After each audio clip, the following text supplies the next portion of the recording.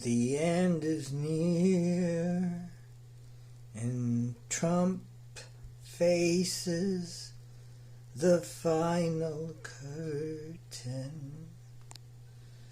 He faces so many lawsuits, but then again, he seems to have 9 lives.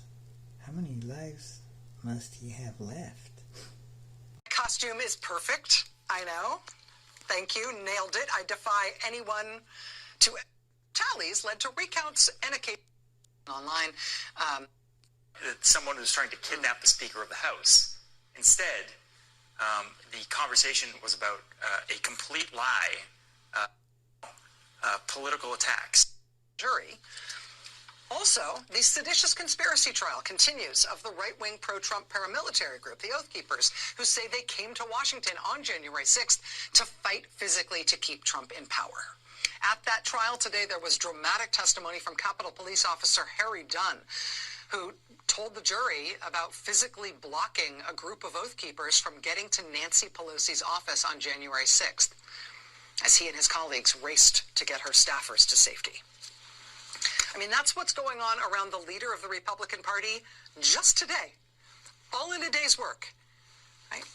8 days before the midterm elections. And all of this, it is not unrelated to the precarious political moment that we are in, right? A system that operates on the rule of law and free and fair elections doesn't work all that well for a party whose leader is in personal legal jeopardy under that system in all these different ways, whose family business is literally on trial right now, as of today, on criminal charges.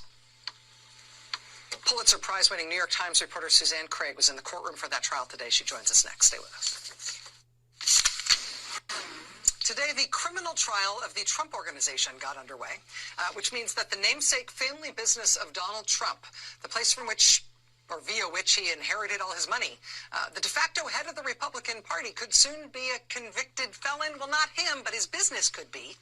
I mean, businesses don't go to prison, but what would it mean for his namesake business to be a felon? It doesn't sound good, but I'm not sure what the implications really are. I know who to ask, though. Suzanne Craig won a Pulitzer Prize for her New York Times reporting on Donald Trump's financial history, and she was in the courtroom today. Sue, it's nice to see you. Thanks for being here. Thanks for having me.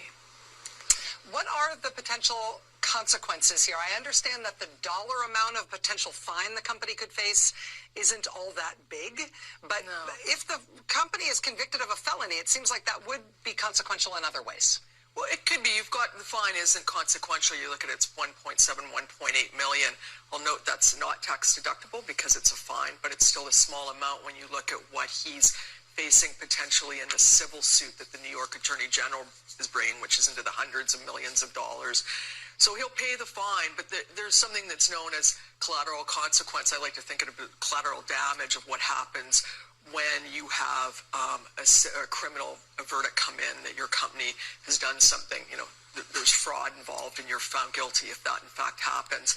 And in this case, it's interesting because normally that's a huge deal for companies, especially publicly traded ones, but even privately held ones, when they have loans out, for example, it can immediately trigger a payment of the loan.